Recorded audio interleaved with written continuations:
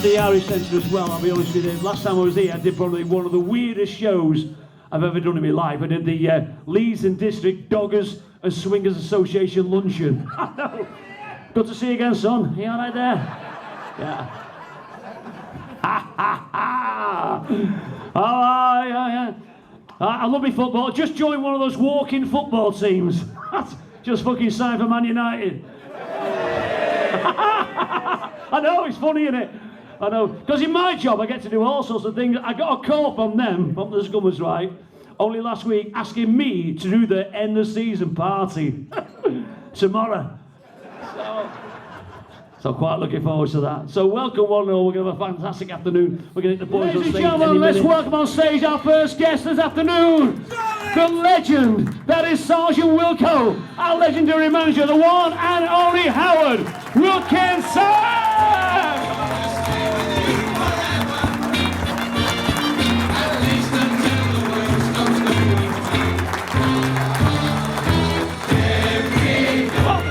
We're all gonna say we love you, Leeds, Leeds, Leeds. Everywhere we're gonna be there, we love you, Leeds, Leeds, Leeds. All together! Marching all together, we're gonna see you win. We are so proud. We shouting out loud, we love you, Leeds, Leeds, Leeds, and again. We are so proud. We shouting out loud, we love you, Leeds, Leeds, Leeds. Beautiful, come on, Leeds. Ladies and gentlemen, the legend that is Mr. Howard Wilkinson.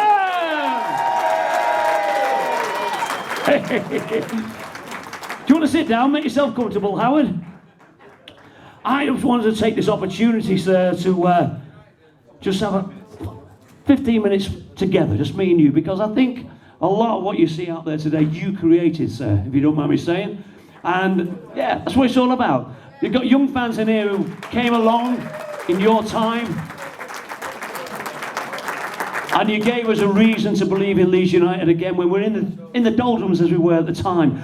Howard, you were successful at Notts County, successful at Sheffield Wednesday. When you came to Leeds in 1988, you had to drop a division. It was a brave decision at that time of your managerial career. Why did you take that decision, and what made it such a special decision? I suppose if I'm going to pick one event or one person, it would be Leslie Silver. Leslie must have rung me over a period of about 2.5 months, 6 times. And it went from a flat, you must be joking, to, in the end, having got to know him a bit, recognising a real gem. He was in love with Leeds. As you know, he was the child of immigrants. I think he was 3rd generation. I think his grandparents came to the country. And Leslie went from rags to riches without ever forgetting his roots, remaining normal. And it was clear to me after, I think we must have met 5 or 6 times, I've already said, supposedly in secret.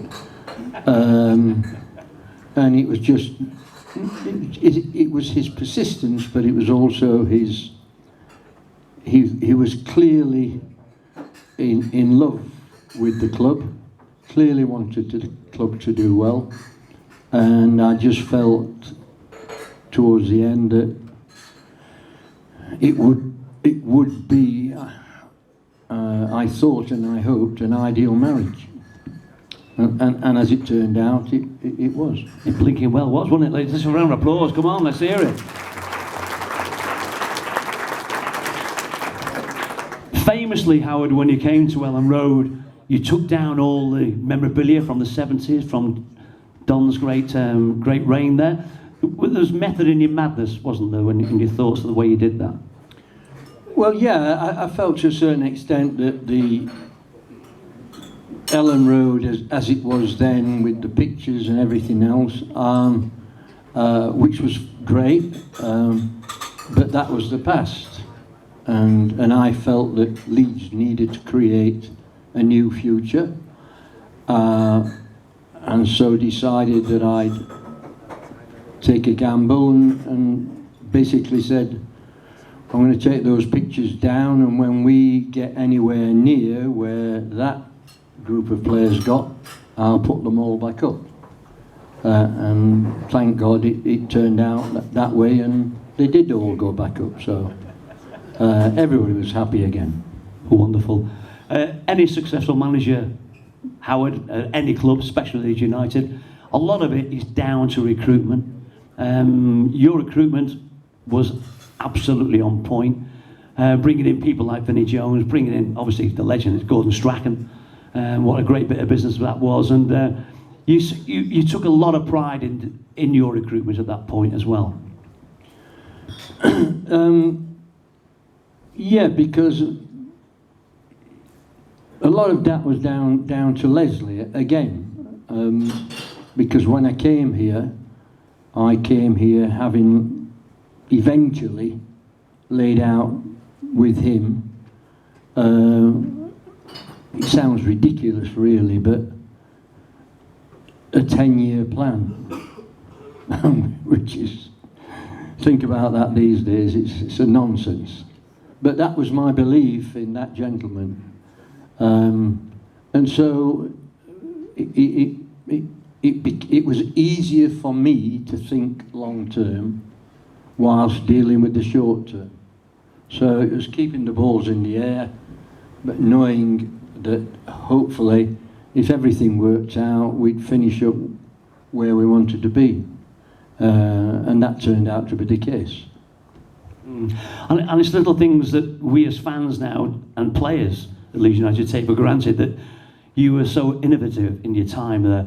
Well, obviously we used to train next to the ground on Fullerton Park, but you built Thorpe Arch as well. Yeah,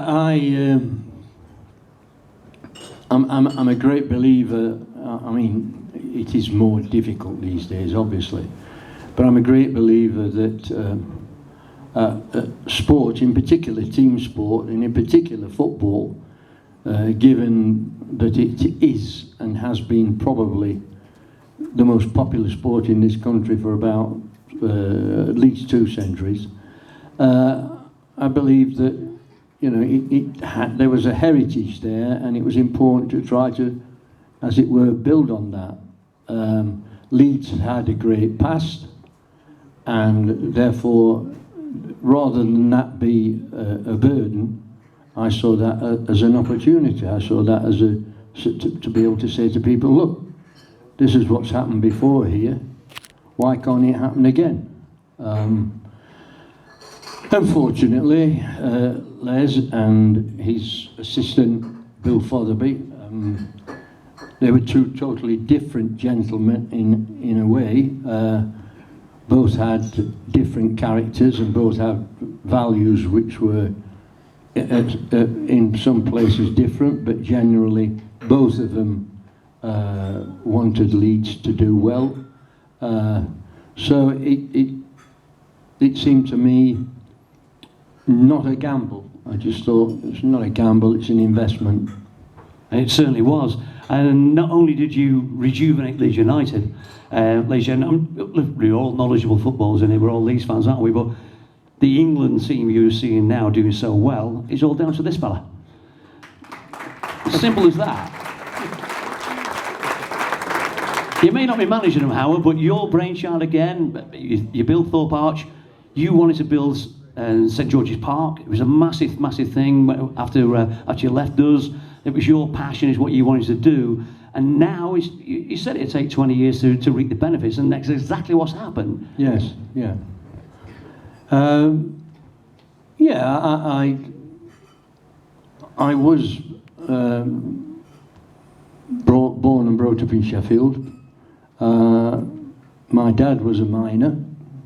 My mum was an intelligent lady who passed a scholarship, but her parents couldn't afford to send her to a grammar school. And so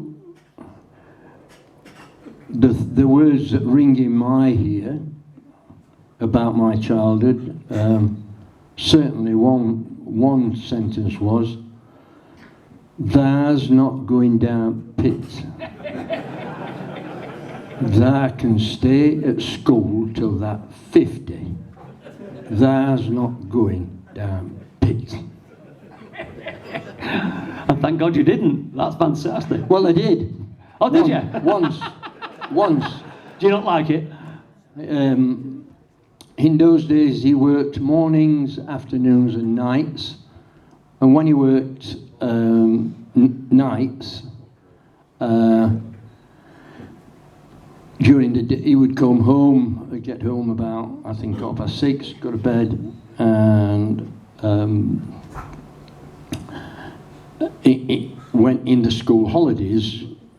On one occasion, he went to the pit to pick up his money on a Thursday afternoon, and it was during my school holidays, and it was the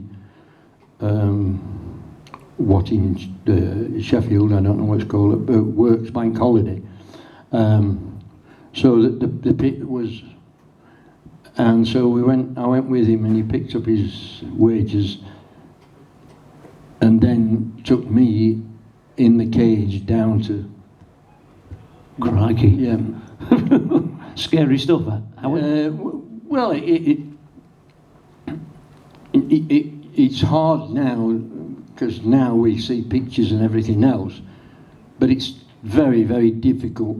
It was very, very difficult then, even when it was explained to you, to understand what it was like down there. And so we're talking when I was, so we're now talking probably 1953, 54. And to go down there and see these holes in the wall, basically, and to know that people were crawling along that hole with a pick, hacking out the coal and then throwing it back out there to go into a wagon, and it just stuck with me. Yeah. I just thought, oh, God.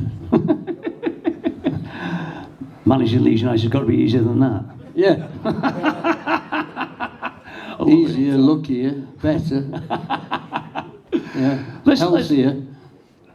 Let's have a chat about one of your most glorious signings in the captain, in Gordon Strachan. Again, you dropped down a division, Howard, to come to mighty Leeds United. How do you persuade someone, a Scottish international like Gordon Strachan, to leave Man United? £300,000 for Gordon Strachan. I mean, wow, that is money well spent, Howard. How did you persuade Gordon to join the Wilkinson Revolution?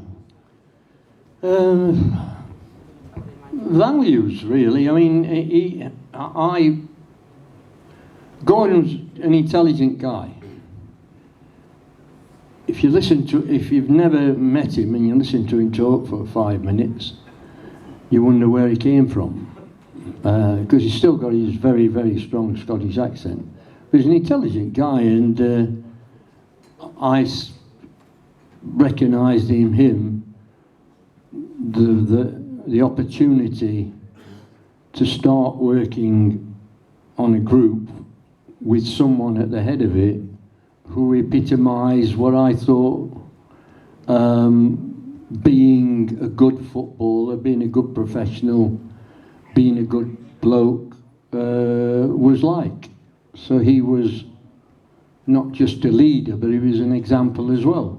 And in that sense, deserves a great deal of credit for what was achieved during his time here. So he was your lieutenant on the pitch, really? Yeah. Yeah, love that, love that. Well, should we bring some more of your protégés on? Some more of your signings onto the stage? If you insist. Ladies and gentlemen, this is Howard Wilkinson we're talking to here. We love him. Ladies and gentlemen, let's bring on 3 great signings. A part of that 92. The real boys at 92, should we say. Ladies and gentlemen, let's welcome back onto the stage Mel Stern and John Newsom and Tony Dorigo.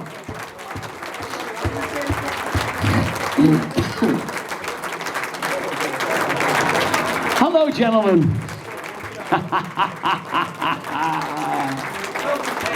Mel's getting a drink, that's a surprise. Who's sitting up here? Oh, here he comes. Milking it now, he's milking it, isn't he? Got his own entrance there. It's a nice shirt that, Mel, nice shirt that. I'll tell you what will go well with that shirt, mate, an iron.